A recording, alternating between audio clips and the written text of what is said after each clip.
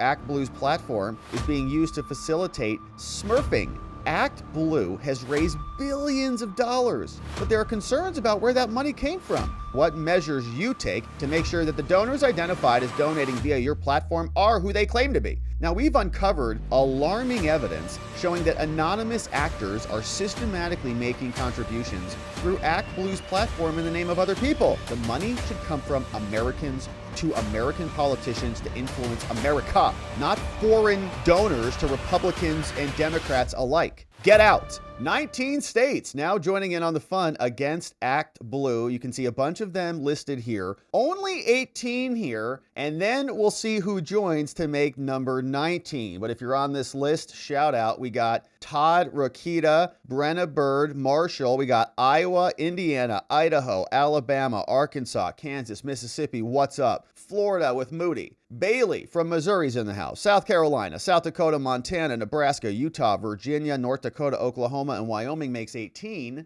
And this is a letter over to ActBlue, and it's from a bunch of attorneys generals. Now, what we also have is the great state of Texas also joining in on the fun. And Ken Paxton sent this one in over to Merrick Garland, and he's also sending a letter in to the FEC demanding some answers on ActBlue and how they're generating millions and millions of dollars for Democrats in what some people think is illegal contributions. So here is the letter. It goes from the 18. Texas is joining in separately. They say, all right, dear Regina Wallace Jones, and she's with ActBlue, says, all right, listen. Ensuring the integrity of campaign fundraising is vital to ensuring the integrity of our elections. Says, recent reporting suggests that there may be donors across the country who are identified in filings with the FEC as having donated to candidates through ActBlue or other affiliated entities, but who did not actually make those donations. Now that raises a host of concerns about whether ActBlue's platform is being used to facilitate smurfing, which is a type of money laundering in which donors break up large donations and submit them under different names to disguise who the money comes from and thereby skirt contribution limits in violation of state and federal law. Now, as one former FEC commissioner recently explained, wealthy donors, some of whom are foreign nationals and therefore barred from donating to federal candidates at all, can employ complicated schemes to make donations in others' names, as we've seen here. People with like 20 to 50,000 literal, not dollars, but donations. Like tens of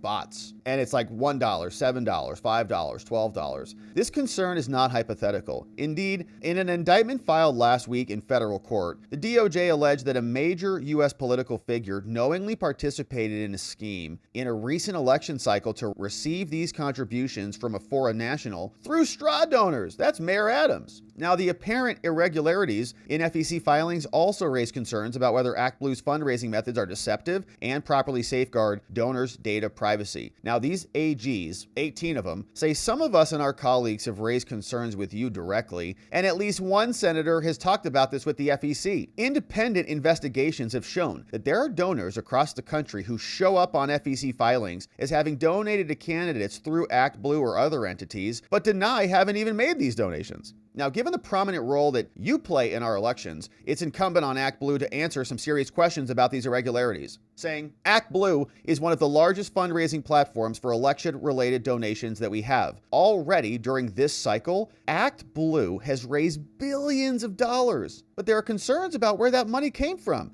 Now, it's essential that we know whether these donations, particularly in these large volumes, are being solicited, made, and processed consistent with campaign finance and other federal laws. Now, we're the chief legal officers of these 18 states, and we ask that you explain what measures you have in place to ensure that donations made through your platform follow the law. And just as important, we also ask for clarification as to what measures you take to make sure that the donors identified as donating via your platform are who they claim to be. If individuals are inadvertently donating to political campaigns, if they're misled into making repeat donations, or if they're having donations made in their name that they don't wish to make, that could violate the law. Now, our states deserve to know that those facilitating these finances are following the law, and thus we appreciate your assurances that you're going to answer our questions before the election. Give us some answers to these questions. Number one, can you please confirm that ActBlue requires the CVV numbers, those little 3-digit numbers on the back? And do you have a description of when and under what circumstances you first decided to require those CVV numbers? And do you have confirmation that ActBlue requires a legitimate address that's actually tied to a credit or debit card, or no? Can you give us an explanation on how ActBlue ensures that all donors are persons legally allowed to even make donations in the election where they're donating? We'd also like an explanation on how your operations are consistent with any industry standards and whether you utilize the FEC guidelines and the US Code guidelines. We'd also like to know how you do your automatic payments to make sure that people don't inadvertently contribute more than they intend to. Signed by 18 attorneys general. And so, similar thing coming out of Texas. Ken Paxton from Texas is also making a criminal referral to the DOJ. So that's a fun one. And here is what he says in this one. He says, all right, listen, short filing here from Ken Paxton saying there's a crime happening here. Says, here's a criminal referral to you, Merrick Garland, honorable.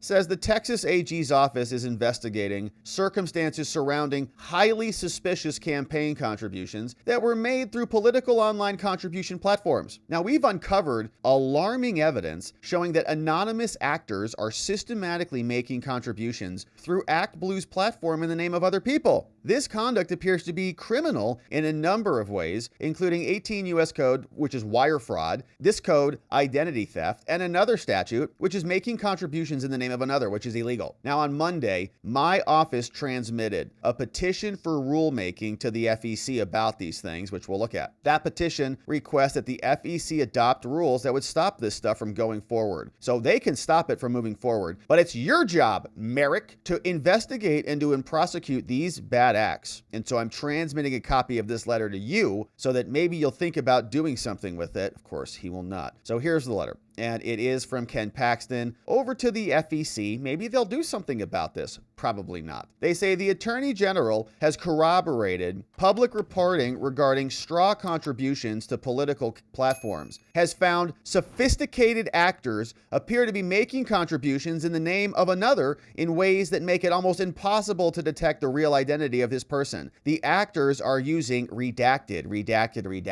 and they're using redacted. Notably, however, one of the most prominent online contribution platforms called ActBlue submitted comments to the commission encouraging it, the FEC, not to adopt the regulations for prepaid cards. In those comments, ActBlue made representations about the technological realities that are no longer accurate, if they ever were. Now, the Attorney General's findings cast serious doubt on ActBlue's representation. They said, no, prepaid cards don't present much of a risk. Other than cash does, it's not a big deal. No, wrong. You can't transmit cash over the internet, all right? Prepaid cards are a far greater risk than cash ever was. And so political committees have an obligation to identify the people who give them money, and it needs to be accurate. And so to eliminate these problems, we are asking for a new rule change. 1, maintain the records, ActBlue, and 2, verify the identities. They say election law contains multiple rules to make this stuff trackable. There are rules, and because of traceability concerns, there are cash caps on reporting. $100. Now, certain political platforms have been scrutinized for giving bad actors a medium to evade these rules to make illegal contributions. In fact, in early 2023, this controversy exploded into public view. Video footage showed people on fixed incomes were stunned to learn that they were making donos to ActBlue, and I think that was the James O'Keefe bombshell. Video footage showed people on fixed incomes were stunned. Rubio said, ActBlue is a major fundraiser for the Democratic Party. They've engaged thousands of dollars in campaign donations through small donors via illegal contributions. And although ActBlue has drawn the bulk of public attention, the problem is not purely partisan, okay? Win Red is doing the same thing, which is bad for everybody, okay? The Republicans should not be doing this either, because where is this money coming from? The money should come from Americans to American politicians to influence America, not foreign donors to Republicans and Democrats alike. Get out. The commission has not adopted rules requiring security measures to detect and prevent these contributions. There's like whatever. But that lack of rules is perplexing because they can fix this. One advisory opinion says just compare the name like every other credit card processor does. This kind of process ensures that the card holder is the same person. Hello. But specifically, you have not adopted rules in this arena because you want to be flexible. Yeah, it's a nice nice goal, but you are now sacrificing the integrity of the system for a technological reason? No. Last year, in the wake of these allegations, in Texas, we opened up a state law investigation.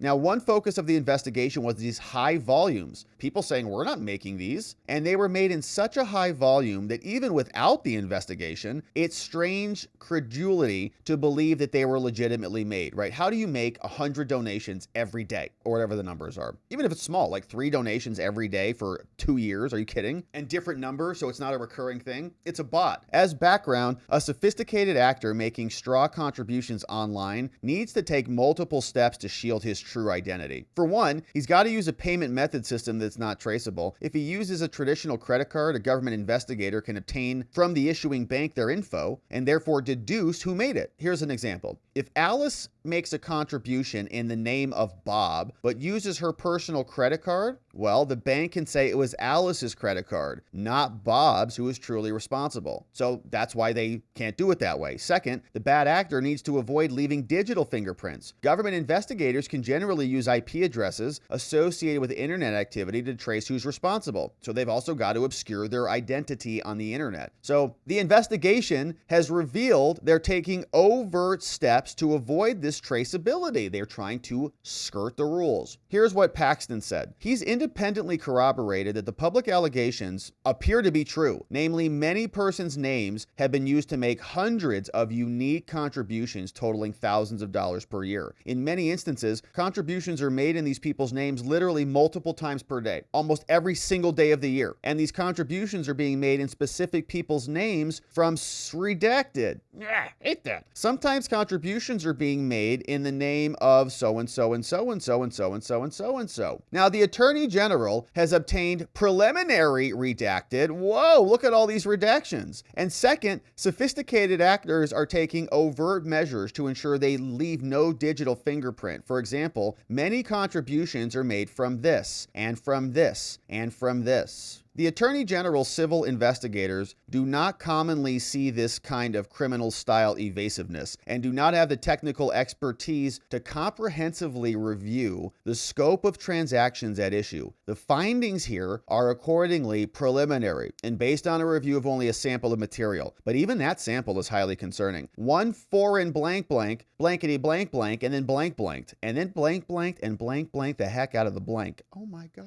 Another person did this thing and did that too. Now, third, sophisticated actors appear to be using this technology from this technology, which does that thing, which is very problematic for that system, which causes a problem here. And our investigation has found, even just on a preliminary review of the transactions, that the Democrats are being Democrats. Now, the commission has previously expressed interest in regulating prepaid cards and has sought comments on whether prepaid cards are functionally the same as cash, right? So you just go buy 50 grand in prepaid cards and just dish that out. No one's checking anything. But it received only one comment on this proposal from ActBlue. They said, no, prepaid cards are fine. It's no big deal. First, the commission sought feedback from ActBlue. They said that this is an effort to downplay that the idea that prepaid cards are being used to evade campaign finance regulations. Although ActBlue's statement is technically accurate, it is a complete non sequitur. Now, on ActBlue's platform, a contributor must merely provide someone's ID, but it doesn't have to be his own. Okay, the card doesn't have to match the ID. Similar to cash, it's not tracked. Prepaid cards are even worse, with in-person contributions because you can transmit a prepaid card over the internet. Can't do that with cash. And second, the commission sought feedback on ActBlue's statement. ActBlue is false. They say payment processors can easily distinguish between prepaid cards and other payment methods. If anyone else can do it, and if their own payment processor can do it, then ActBlue can do it as well. And so we ask that you make them do this, okay? Make sure that it is verified and actually complete. Adjust these rules to make sure contributions cannot be accepted from gift cards unless it's cross-checked as usual. Signed and respectfully submitted by Ken Paxton, Attorney General. of Texas. And so that's being confirmed there, that ActBlue is being investigated by a state AG, and they found a bunch of stuff that they're not even willing to publicize here. They sent a complaint to the FEC. The FEC is not going to do anything about it. All this stuff is great. I'm happy they're investigating it, but would have been nice, I don't know, 4 years ago, 6 years ago, when this was really kicking off. Obama was doing this stuff. And now we're just figuring it out. I mean, many people out there in the interwebs have done more digging on this than our own elected officials. We're happy Ken Paxton and these 18 Republican AGs are in on it, but billions have been raised. And many Republicans are part of the problem too, because they want that money. And that money does not come free, it comes with strings attached. The question is, where is it coming from and what are they getting for it?